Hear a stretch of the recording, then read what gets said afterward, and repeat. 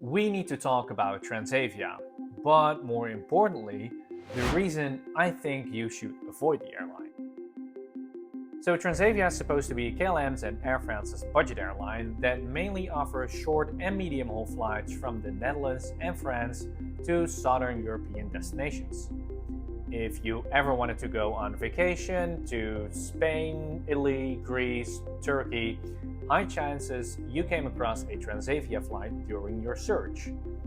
And you might have noticed that I said Transavia is supposed to be a budget airline, and in this video I will explain why I said supposed to be. Right here I'm looking at a recent news article that reads, Transavia is preparing to charge airline passengers for carry-on luggage.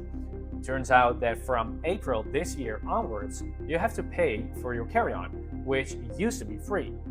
The reason behind this is that KLM and Air France want Transavia to have 125 million euros in additional revenue per year. And honestly, when I read it, it kind of pissed me off because free carry-on luggage was the only thing setting Transavia apart from other airlines like EasyJet, Vueling, and RyanAir. When using RyanAir for an example, they are very straightforward. You're paying RyanAir to get you from point A to point B. You're not getting anything but a seat in a flight, similar to buying a bus or a train ticket. But you're also not paying for anything else either. You can literally take a 20 euro round trip without anything included, and that's okay because you know it's cheap and you know that you're not paying anything else either. A carry-on, you have to pay for it. Seat selection, you have to pay for it. A drink, you have to pay for it. And from Transavia's press release onwards, they became the exact same as RyanAir. So looking at Transavia, you can find the exact same money-saving tactics as RyanAir. Flying really early time slots, nobody wants to fly. Having virtually no leg room, paying for seat selection, paying for drinks or food on board. Paying for everything, including a carry-on from April this year onwards. They literally check all the boxes. However, what RyanAir does is they pass on these savings to their customers. And that's why you can find a 20 euro RyanAir flight. But have you ever seen a 20 euro Transavia flight? Because I haven't. So that's the thing. Transavia hardly seems to pass savings onto their customers. And what's even worse is it seems like they're just charging KLM prices. So let me take you with me on this train of thought. Let's dive into some example flights. So what I'm going to do, I'm going to head over to Google Flights, compare Transavia to their direct competitors, so the low-cost airlines, and compare them to a couple of KLM examples as well. So I've got Google Flights in front of me, and I selected that I want to go anywhere, hence the map, and I want to have a 1-week trip in the next 6 months, and I chose Amsterdam as my departure airport. Looking at the possible flights, I can just go through like some options, and you can basically see that wherever you go, Transavia almost never comes out on top the cheapest. It's mostly either Vueling or EasyJet. So let's try Barcelona. And when I'm trying Barcelona, you can see I'm paying 155 euros for a Transavia trip, but a KLM trip is only 7 euros more expensive. So compared to competitors like Vueling, EasyJet or RyanAir, Transavia never comes close to their price, and what's even worse is that their flights are only marginally cheaper than a full-service KLM flight. And for KLM flights, you're getting much more, which is a nice bridge onto the part that really pisses me off the most. Flying Blue. Flying Blue is the loyalty program of Air France and KLM. If you are a frequent flyer, they will give you things like free checked bags, priority check-in, lounge access, priority boarding, you name it. I've made a whole video about it, so if you're interested, you can watch it, and I've put a link down in the description. Now, here's the thing. Flying Blue is being marketed as a Transavia program as well. Transavia keeps marketing Flying Blue keeps marketing Transavia. In the footer of the Flying Blue website, it says Flying Blue is a loyalty program of Transavia. In marketing emails of Flying Blue, it also says Flying Blue is a loyalty program of Transavia. When booking on the Transavia website, you can check the price in Flying Blue miles, and Transavia even has a dedicated help page for Flying Blue. So since they market Flying Blue as a program of theirs and you can spend miles on Transavia flights, you would expect that the same rules and benefits apply as for KLM and Air France flights, right? Well, that's where Transavia basically gives you the middle finger, because you can't. Well, not entirely at least.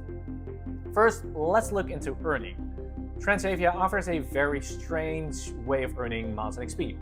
For the most basic fare, you can get 500 miles, and that's 500 fixed, if you pay 10 euros for it, and otherwise you're not getting it. The more expensive Plus and Max fares give you a fixed amount of miles as well based on your status, which is also pretty strange. So miles can be earned, but in a strange way. But XP, it gets stranger. To recap, XPs are the points you need in order to climb the status ladder in Flying Blue. Earning XPs at Transavia works similar to KLM, except it only works for the higher priced fares. This means that if saving miles and XPs is important to you, the alternative KLM flight is literally always a better option, since the higher priced fares are literally insanely expensive, often like 80 to 100 euros more. And lastly, the literally biggest reason for me to avoid them, and I seriously can't wrap my head around this, there are no loyalty benefits. Literally none. No free check bag, no priority check-in, no priority security, no priority boarding, no lounge access, nothing. Why market Flying Blue everywhere as a Transavia program? Why would there be a Flying Blue website marketing all the loyalty benefits you're getting, like priority and lounge access, also marketing Transavia as one of the participants in the program, yet giving you nothing of the listed benefits? Theoretically, when you would always fly Transavia and choose the more expensive fare, no clue what you would do that, but let's go with it for the sake of the argument, you could become Flying Blue Silver, Gold, Platinum, but receive nothing in return. And more importantly, it doesn't say anywhere that you're not getting the benefits they promote when you're flying Transavia. You'd have to figure this out on yourself. Imagine you've gotten yourself into the loyalty universe and you just became Flying Blue Golds. You booked a Transavia flight hoping for your status benefits, only to arrive at the airport to be told to get in line, and no, you can't access the lounge either. Again, it doesn't even specify on the Flying Blue website that benefits don't apply to Transavia. So I went online to find out whether I'm the only one frustrated by this, and turns out I'm not. Most people are also reporting that when asking Transavia about it, Transavia is simply saying we're not part of SkyTeam, which is true, but that's a lame excuse, because loyalty benefits don't rely on an alliance when you're within the same airline group.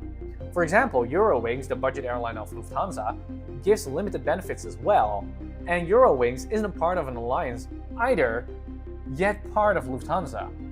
Why can't Transavia do the same thing? Either give benefits to Flying Blue members, or just stop marketing Flying Blue as a program at all. Wrapping this up, it's pretty clear that choosing Transavia thinking you're getting a good deal might not be the smart move. Essentially, they're in the same league as RyanAir, but they still charge KLM prices. You end up paying more, but you're not getting more. The big kicker for me is the whole mess with the Flying Blue loyalty program.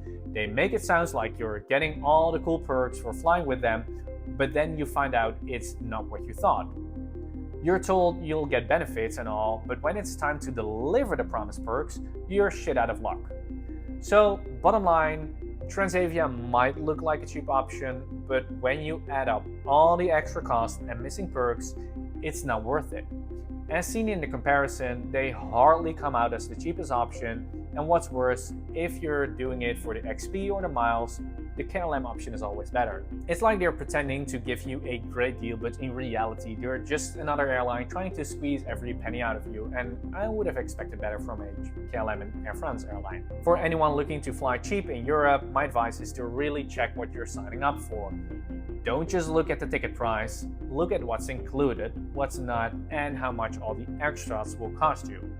And don't get fooled by loyalty programs that promise the moon, but when it's time to deliver, they don't. It's all about seeing past the dirty marketing to find the real deal. That's it for now. Thank you so much for watching, and as always, enjoy your travels.